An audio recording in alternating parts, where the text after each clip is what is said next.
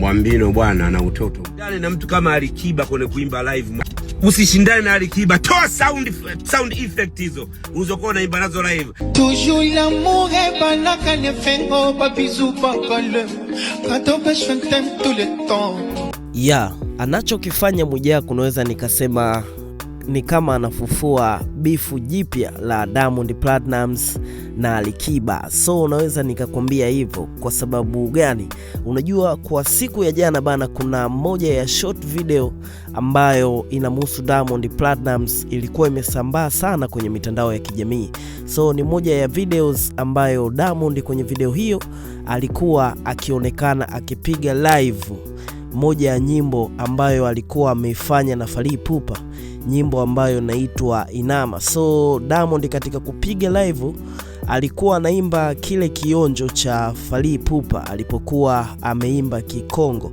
So alikuwa ameipiga verse hiyo. So kuna baadhi ya watu walikuwa wamependezewa nayo na kuna baadhi ya watu pia walikuwa hawajapendezewa nayo. Sasa kama unavyomjua tena, Mwijaku ni mtu wa kuzua mambo sasa baada ya Diamond kushare video hiyo kwenye mitandao ya kijamii na video hiyo kusambaa kwa kasi sana, akaibuka Mwijaku kwa hiki alichokuwa amekiongea, akidai kuwa anafanya live ili aonekane anamzidi Alikiba. So vitu kama hivi hapo. Maneno ya Mwijaku yameweza kuzua taharuki kubwa sana kwenye mitandao ya kijamii. Kama utakumbuka siku kadhaa tu hapa Alikiba na Diamond kulikuwa kuna kutupiana maneno, na hii ni baada ya BN na Alikiba kuweza kuachia nyimbo ambayo inaitwa Finali. So ni nyimbo ambayo naweza nikasema imeleta mapinduzi fulani hivi kwenye muziki wa hapa Tanzania kutokana na ile verse ambayo alikuwa ameimba Alikiba. So utakumbuka kabla ya hapo alianza Diamond kuachia Happy, moja ya nyimbo yake ambayo inafanya vizuri sana, lakini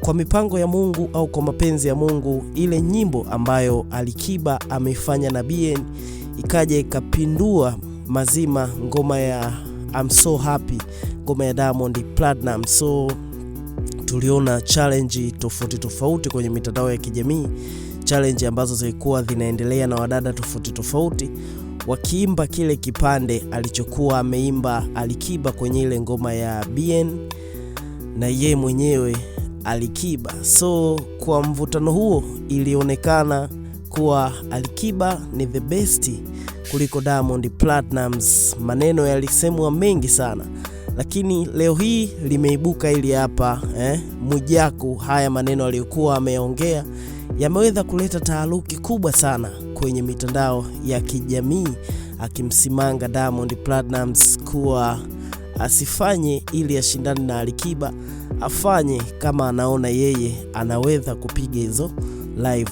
Sasa haya maneno ya Mwijaku nimeweza kukuwekea hapa, so tuweze kujadili pamoja. Je, kwa hiki alichokuwa amekiongea Mwijaku yuko sawa au hayupo sawa? So utashusha comment yako na mimi nitakuja kupita nayo. Pia nikukumbushe wewe ambaye bado hujasubscribe, so hakikisha una subscribe ili wakati mwingine uweze kupata taarifa zetu. Mwambino bwana ana utoto mwingi sana.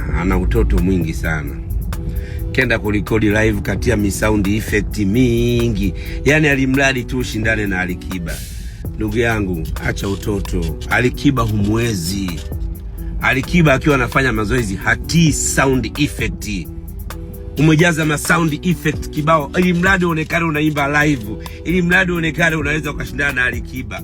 Punguza huo upumbavu ndugu yangu. Wanakushauri hebu jaribu kutafuta watu ambao watakuongoza katika jambo. Usishindane na mtu kama Alikiba kwenye kuimba live. Mwambino, usishindane na Alikiba. Toa sound effect hizo uzokuwa unaimba nazo live, alafu tukupe mic uimbe live. Tushindane na Alikiba.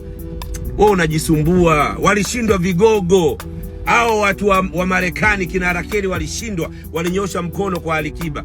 Umeenda kujaza mi sound effect na kanzu lako leusi kama mchawi, kama mganga. punguza huo upumbavu. Huwezi kushindana na Alikiba. Alikiba ni kama tsunami.